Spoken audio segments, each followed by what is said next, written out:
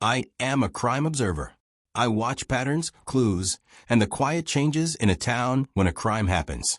I write down what I see, in plain words, so that readers can follow the truth step by step.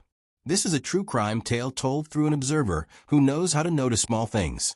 The smudge on a window, the pause before a sentence, the way a crowd breathes when a name is spoken in court.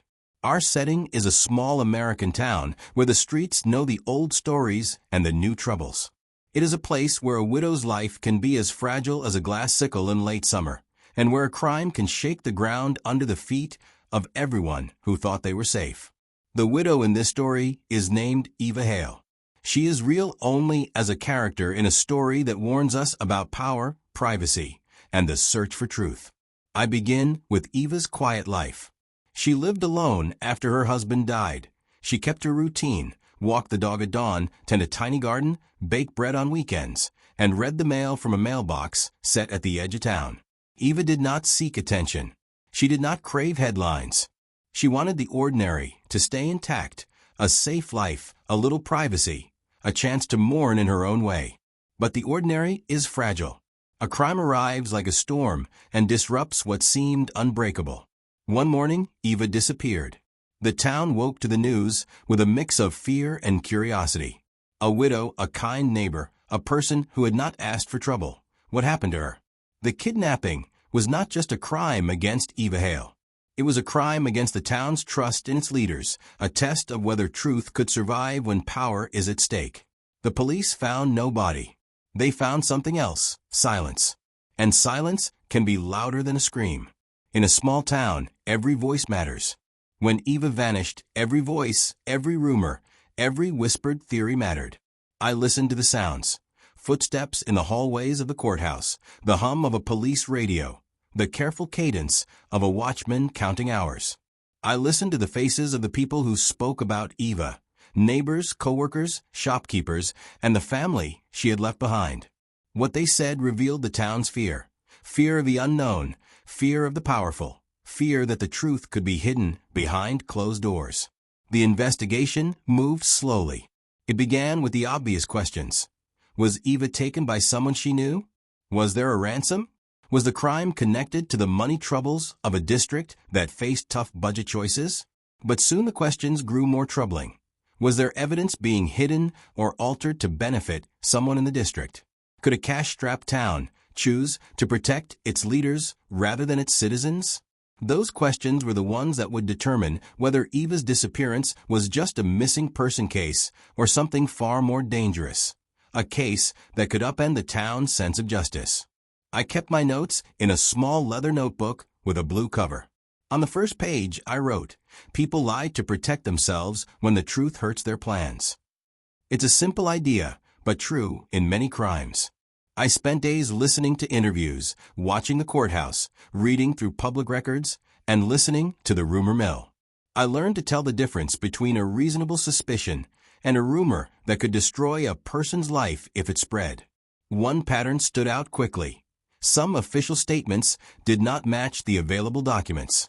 A few sworn testimonies contradicted what the surveillance tapes and the financial records showed. The more I compared the stories, the more I sensed a hidden thread connecting Eva's disappearance to a larger issue, an attempt to suppress evidence that could threaten the district's financial or political interests. This is not a sensational tale. It is a careful, methodical story about how truth can be buried and how a crime observer tries to uncover it without rushing to judgment. In true crime, the path to truth is paved with careful questions, disciplined listening, and an insistence on proof that can survive scrutiny. Eva Hale was not a loud activist. She was a widow with a gentle voice and a stubborn sense of what is right. She had a few close friends, a sister who lived in another state, and a niece who visited on weekends when the weather was good. She kept a small diary, the kind you buy at a local bookstore. A few pages for thoughts, a few pressed photos of her late husband, and a page of reminders about the garden, the bakery, the dog shots, and the weekly market where she bought fresh vegetables. The diary survived Eva's disappearance. It lay forgotten on a shelf in her living room, hidden under a stack of old catalogs. Its pages held a couple of lines she wrote about fear, love, and the kind of truth that takes courage to tell. Those simple lines became a map for investigators who refused to forget Eva or to place more importance on politics than people. Her neighbors describe Eva as patient, kind, and a person who did not hold a grudge. She forgave easily, but she did not forget. She knew people make mistakes, yet she believed that public life should be guided by accountability, not convenience. Those values, the values she lived by, could become a beacon for readers who want to understand how a crime can reveal a town's character, what it chooses to protect, and what it is willing to sacrifice for the sake of appearance. As weeks turned into months, new pieces of information emerged, some credible, some less so. A faint line of evidence appeared in unlikely places, a tire impression near Eva's home that did not match her usual car, a receipt from a local firm that disclosed a political contribution, and a loan that seemed larger than the business could justify. A series of emails between a district official and a private contractor about a project that would be oddly affected by a supposed budget shortfall. The most troubling element was not a single crime, but the possibility of a pattern. It suggested a system in which people in power could steer decisions, budget allocations, contracts, and even investigative resources toward outcomes that benefited the few at the expense of the many. The idea was chilling. Could the disappearance be a means to quiet a case that might expose this pattern? In this chapter of the truth-telling, I observed the courtrooms, not as a show, but as a place where evidence must be weighed carefully and fairly. The defense asked for delays.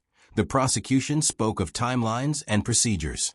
The town waited, breath held, for the judge to decide what could be released, what would remain sealed, and what could be shared with the public in the interest of transparency. The heart of any true crime story lies in the evidence. In Eva's case, the most consequential evidence was not a murder weapon or a ransom note. It was a set of documents, a set of emails, a series of budget lines and contracts, and perhaps most importantly, a pattern of behavior that suggested someone in a position of authority did not want certain facts to come to light.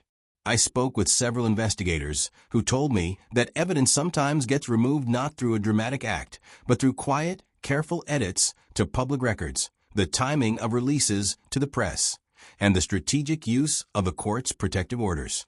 In Eva's case, the danger lay in the possibility that key information about a district's finances and decisions had been shielded from public view to protect those who stood to gain from a particular outcome.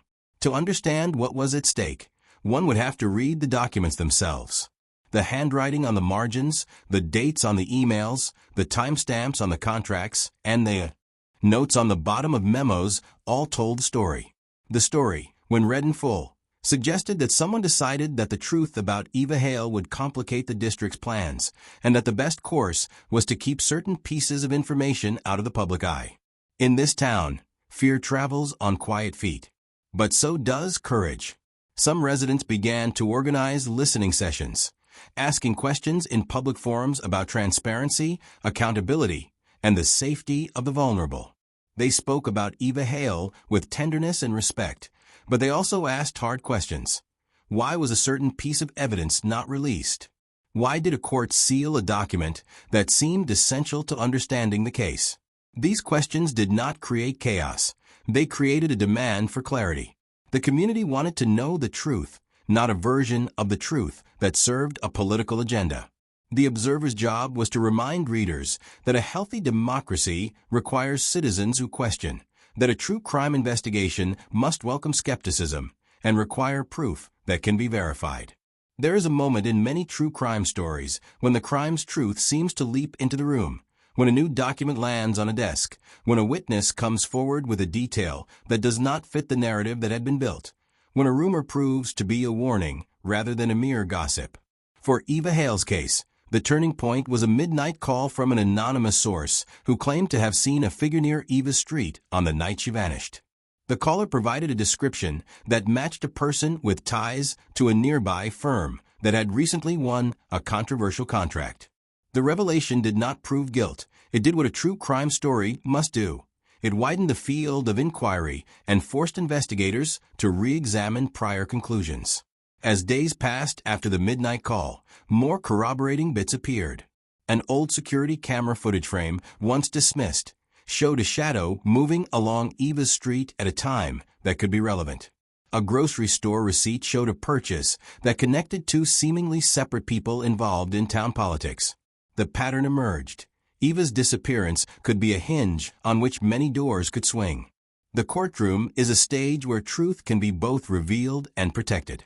In Eva's case, the courtroom became a place where the town collectively faced its fears and sought accountability.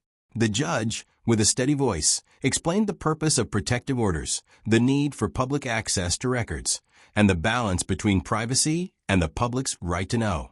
Testimony came in small, careful pieces. A forensic analyst described how fibers found on a piece of clothing had similarities with a supplier's fabric, but not an exact match. A financial auditor explained how a line item could be reinterpreted to hide a conflict of interest. A former city manager described a meeting where a controversial decision was discussed just before Eva disappeared. Each detail was a brick laid in a wall of evidence. Evidence that, if seen in full, might reveal a system of favors, not simply a single crime. In any good true crime story, the twist is not merely sensational. It is the point where the reader learns something essential about how power can operate in a quiet town. The twist here is not a single villain, but a shadow district, a network of people who benefited from keeping certain information hidden. The shadow district did not kill Eva, as some stories might imagine. Instead, it managed to suppress facts that would have made Eva's disappearance a more dangerous exposure of wrongdoing. To survive, Eva Hale's story needed the moral courage of the town. Journalists, citizens, and even some officials began to push for full disclosure. They argued that the truth should come out whether it helps or hurts any particular person or party.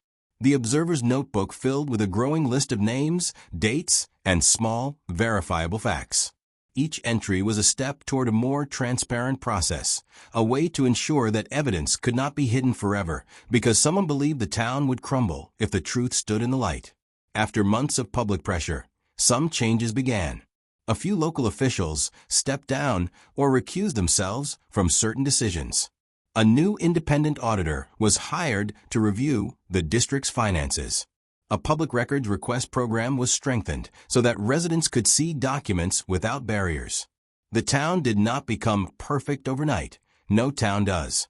But it moved toward a version of justice that prioritized the widow, Eva Hale, and all citizens who deserved fairness. The Observer closes the notebook and writes a final note. A true crime story is not merely about the crime. It is about the people who refuse to look away, about the systems that either protect or endanger the vulnerable, and about the power of evidence to change the course of a town. Eva Hale's case reminds us that truth can be hard to reach, that it often travels in whispers before it becomes a loud voice in court, and that the most important audience in any crime story is the community that refuses to forget. If you walk the streets of this town at dawn, you might still see Eva's dog trotting along the sidewalk, or you might hear a neighbor explain how the market now has more scrutiny, or how the town library hosts a monthly discussion about civic transparency. Eva's legacy is not just a case file. It is a reminder that a widow's life matters, and that a town's duty to the truth matters even more. In the end, the truth about Eva Hale was not a grand confession in a courtroom, but a gradual unveiling of facts, a careful assembly of documents, and a community's decision to choose accountability over convenience. The Crime Observer's notes record this transformation so that future readers can learn from it. Truth-seeking is slower than fear, but it is more enduring.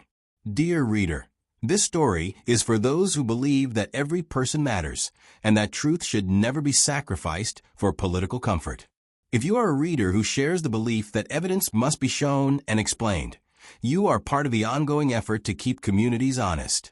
The widow Eva Hale, though a fictional character in this narrative, embodies the real-life hope that a town can rise to meet the moment when integrity is needed most.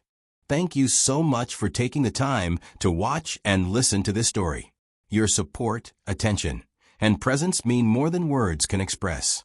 Every view, like, and comment helps bring these stories to life. I truly appreciate you for being here. Until the next story, stay safe, stay curious, and thank you for being part of this journey.